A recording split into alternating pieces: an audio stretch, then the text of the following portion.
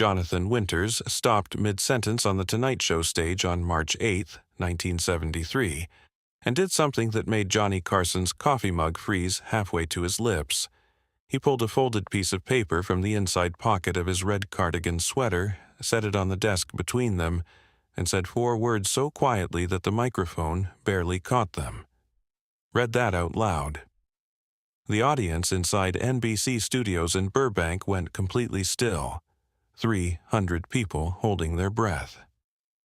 Doc Severinsen had just lowered his trumpet after the opening fanfare. The stage lights were warm, flooding that familiar set in amber and gold, the tropical plants behind the guest chair casting long shadows across the lacquered desk, the city lights of Burbank glowing through the studio windows like a distant world.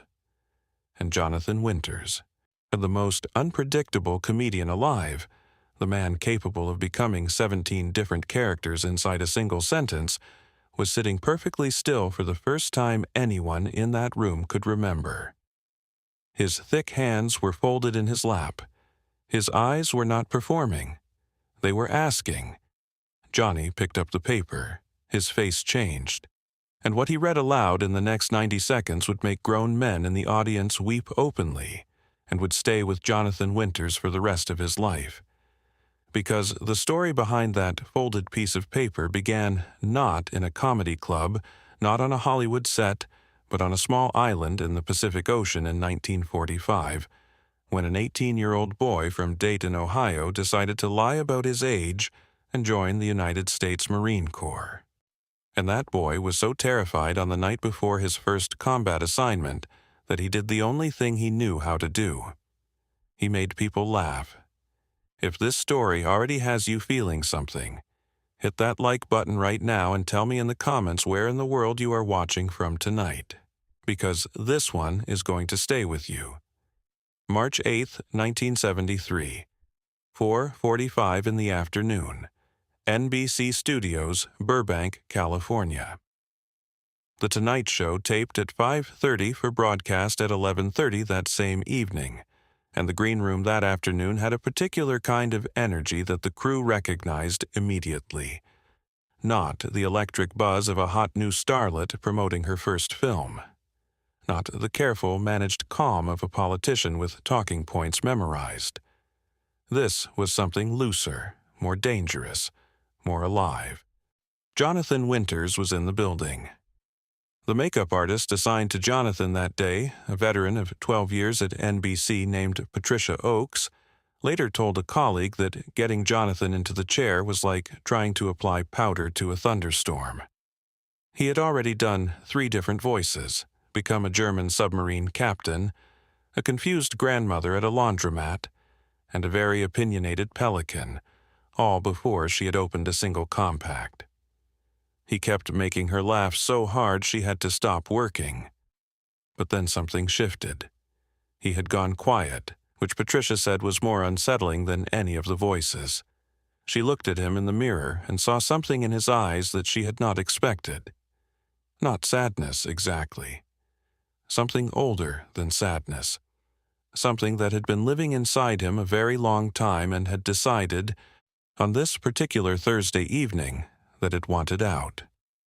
Johnny Carson sat in his own dressing room down the hall, reviewing the index cards his producers had prepared. Jonathan Winters, legendary comedian, master of improvisation, known for volatility, genius, instability, and the kind of raw talent that made other comedians feel like amateurs. But what the index cards did not say, what Johnny already knew from 12 years of friendship with this man, was that Jonathan Winters carried something most audiences never suspected. Behind every character, behind every accent and pratfall and machine gun burst of absurdist invention, there was a man who had seen things that comedy could not entirely cover. Johnny set the index cards down and stared at the wall for a moment. He had a feeling about tonight. He could not explain it. He just knew. Jonathan Winters was born on November 11th, 1925 in Dayton, Ohio. Armistice Day, a fact he would later describe as cosmically appropriate for reasons he could never quite put into words. His childhood was not easy. His parents divorced when he was 7, a rupture that in the Ohio of the early 1930s carried a particular kind of social shame. He was passed between relatives, shuffled between households, a boy who learned early that the surest way to make people love you, to make them need you in a room, was to make them laugh. He developed voices the way other children developed scabs, constantly, unconsciously, as a natural response to the friction of living. By the time he was a teenager, he could do 30 distinct characters without breaking a sweat, and he used every one of them as armor. In 1944, at 17 years old, Jonathan Winters walked into a recruiting office in Dayton and told them he was 18. This was a lie. It was also, as he would later say, the most honest thing he had ever done. He had decided, in the way that only young men at war's edge can decide, that whatever was happening in the Pacific was happening to the world he intended to live in, and he was not willing to sit in Ohio waiting to find out how it ended. The Marines took him. They were not in the business of looking too closely at paperwork when the paperwork said what they needed it to say. Jonathan Winters became a United States Marine. He was 18 months in, technically, and 17 years old in every way that actually counted. What he saw in the Pacific, on the island of Saipan and in the waters around it, was not something the comedy bit could reach. He watched men die. He watched boys younger than himself, boys who had also lied about their age in different recruiting offices in different Midwestern towns, simply stop existing between one moment and the next. He carried a rifle, and he carried fear, and he carried the habit of making people laugh, because when you could make the man next to you laugh, even for 3 seconds, the 3 seconds felt like something other than what they were. His unit had a name for it. They called it winter's weather, the particular atmospheric condition that settled over whatever foxhole or transport ship Jonathan occupied, a climate in which terror was briefly, imperfectly, beautifully interrupted. He served until the end of the war. He came home to Dayton in 1946, 20 years old, with a body that had survived, and a mind that had decided to process everything it had witnessed through the only mechanism it trusted. He enrolled in the Dayton Art Institute. He worked in radio. He honed his craft. He went on to become one of the most celebrated comedians in American history, appearing on The Tonight Show dozens of times over 2 decades, leaving Johnny Carson helpless with laughter on a regular basis, becoming a legend. But the thing he had carried since the Pacific, the weight that sat beneath every character and every voice, never entirely left. He had just learned, with extraordinary skill, how to perform on top of it. You have not seen the biggest part of this story yet, so stay with me. What Jonathan Winters pulled from the pocket of that red cardigan on March 8, 1973, was something he had carried for 28 years without showing another living soul. The interview had started, as Jonathan Winters' interviews always started, in spectacular chaos. He had walked out from behind the curtain wearing that bold red double-breasted cardigan, gray slacks, red socks to match, a cigar tucked in his fingers like a conductor's baton, and the audience had erupted before he reached the desk. Johnny was already laughing, the genuine, helpless laugh that he reserved for the handful of performers in the world who could actually reach him. Jonathan had settled into the mustard yellow guest chair, crossed his legs, surveyed the audience with the expression of a general reviewing slightly disappointing troops, and then launched into a bit about trying to buy shoes in a mall that lasted 4.5 minutes and left the front row gasping. It was magnificent. It was Jonathan Winters at full altitude. And then, at the 7-minute mark, something happened that nobody in the studio had ever seen before. Jonathan Winters stopped performing. He did not transition to a different bit. He did not shift into a new character. He simply stopped, mid-sentence, in a way that had no comedic logic whatsoever, and reached into the inside pocket of that red cardigan. The paper was folded in quarters. Old folding, the kind that happens when something has been opened and closed 1,000 times. He set it on the desk between himself and Johnny and said those 4 words. Read that out loud. The studio went silent. Johnny picked up the paper. He unfolded it carefully. His eyes moved across the page. The audience watched his face, and his face told them, before a single word was spoken, that whatever was written on that paper was not a joke. Subscribe right now, because what Johnny reads in the next moment is the part that changes everything. Tell me where you are watching from in the comments. You are going to want to remember being here for this one. Johnny looked up from the paper. He looked at Jonathan. Jonathan was watching him with those still eyes, the ones that had replaced the performer's eyes 7 minutes into the interview, and had not given them back. Johnny's voice was steady when he began to read, but only barely. The paper was a letter, written in Jonathan's own handwriting. Written, he would explain to Johnny in the next few minutes, in front of the entire studio and 300 people in the cameras that were still rolling, because nobody had thought to stop them, on the night before his unit's most dangerous assignment in the Pacific. August 1945. He was 17 years old. He had not slept. The men around him were quiet in the particular way that men get quiet when they have done the arithmetic on their own survival and arrived at a number that does not comfort them. Jonathan Winters had lain in his bunk and done what he always did. He had reached for his notebook, and he had written down everything he was thinking. Not in character, not performing. Just a 17-year-old kid from Dayton, Ohio, writing a letter to whoever he might become if he survived. He had written about his mother. He had written about the way the light looked on the Mad River back home. He had written about wanting to make people laugh for the rest of his life, not because it made him famous, but because in this particular darkness, in this particular moment, making the man in the next bunk laugh for 3 seconds had felt like the most genuinely useful thing a human being could do for another human being.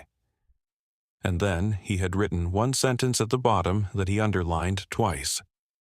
If I make it home, I am going to spend my whole life paying that debt. The debt of the 3 seconds. The debt of the laugh that keeps someone here. Johnny set the paper down on the desk. He did not reach for his coffee mug. He did not look at the camera.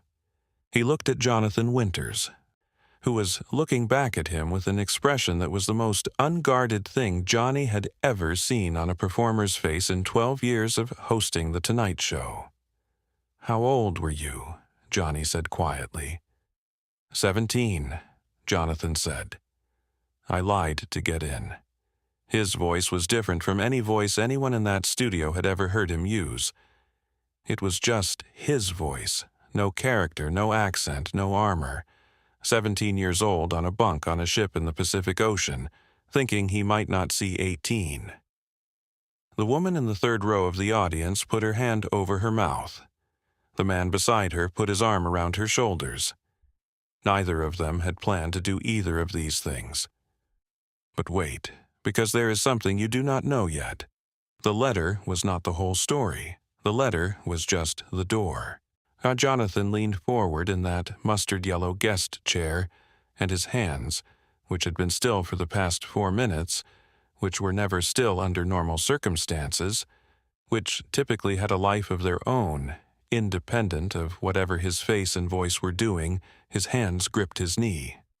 He told Johnny, and by extension the 300 people in the studio and the millions watching at home across America, that he had been carrying that letter since 1945 because he had made a promise to himself on that bunk in the Pacific, and he had not entirely kept it. He had become famous. He had made people laugh. He had been on television more times than he could count, and in films and on stages and in living rooms across the country. But the specific thing he had written about, the debt of the 3 seconds, with the idea that a single laugh at the right moment was worth more than any performance on any stage, he had started to lose track of that.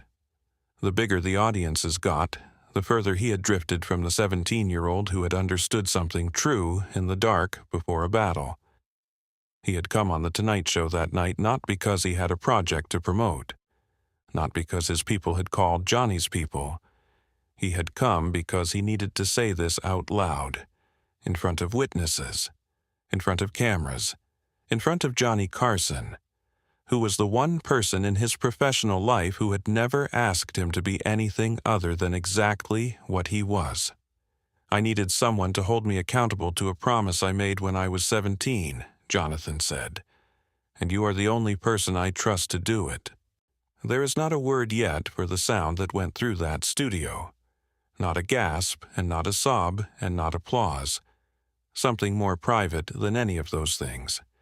And then Jonathan Winters did something that nobody on the crew, nobody in the audience, nobody in the control room where the director was sitting motionless with his headset around his neck, had anticipated. He stood up from the guest chair, picked up the letter from the desk, walked to the edge of the stage, and held it up. Not performing, not grandstanding. Something else entirely. "There are veterans in this audience tonight," he said. "I can always tell." His voice had taken on a weight that made the air in the studio feel different. "Some of you are sitting here right now carrying something from wherever it was. Korea, the Pacific, wherever they sent you. And you learned the same thing I learned, that making the man next to you laugh was the most important thing. That keeping somebody present, keeping somebody here, was worth more than any strategy or any equipment or any order that ever came down the chain of command." He looked at the letter in his hand. "I almost forgot that. This reminded me." He folded it back along its old creases and put it back in the inside pocket of the red cardigan, close to his chest, where it had lived for 28 years. Johnny Carson was not trying to compose himself anymore. He had stopped trying around the time Jonathan reached the edge of the stage. He was just sitting at his desk in that gray plaid jacket and his coral-toned tie, elbow on the desk, chin in his hand, watching one of the most genuinely extraordinary people he had ever known stand at the edge of a stage in Burbank, California, and tell the truth in a way that most people never manage in an entire lifetime. He said something quietly, almost to himself, but the microphone caught it. "You have been carrying that since 45. Jonathan turned back toward him. Every single day. He walked back to the guest chair and sat down. "And you know what is funny," he said, and the audience laughed a little at that, because Jonathan Winters saying the words, "you know what is funny," carried 20 layers of meaning simultaneously. "What is funny is that I think it made me better. I think knowing why you are doing something, even when you forget for a while, I think it stays in you somewhere. I think every time I made someone laugh when they really needed it, the 17-year-old on the ship was in there somewhere keeping score. Subscribe right now, because this is not where the story ends. It goes somewhere that nobody in that studio could have predicted." Johnny picked up his index cards. He looked at them for a moment. Then he set them face down on the desk, which anyone who had ever worked on The Tonight Show knew meant that the prepared questions were finished. What he asked next was not on any card. He leaned forward and said, "Did you lose anyone?" Jonathan looked at him for a long moment. He picked up the cigar that had been sitting in the ashtray on the desk, looked at it, put it back. "Yeah," he said. He didn't elaborate and Johnny didn't push. The audience understood. Some things have a complete shape in the silence around them, and filling that silence in would only make them smaller. Johnny nodded slowly. "From Nebraska," Johnny said, almost to himself. "I know something about that. The Midwest sending boys to places they should not have had to go." Jonathan looked at him. "You were Navy." Johnny nodded. Different war, different ocean, same mathematics. The two men sat with that for a moment. Two men from the American Midwest who had understood from an early age that the world beyond the cornfields was not particularly concerned with what happened to boys from it. The audience sat with them. Nobody reached for anything. Nobody shifted in their seat. Even the cameras seemed to hold still. Then Jonathan Winters smiled. Not the performance smile, not the comedian's smile that was also a weapon, but the real one, the one that people who knew him in private said was the best thing about him. He said, "You know what saved me over there?"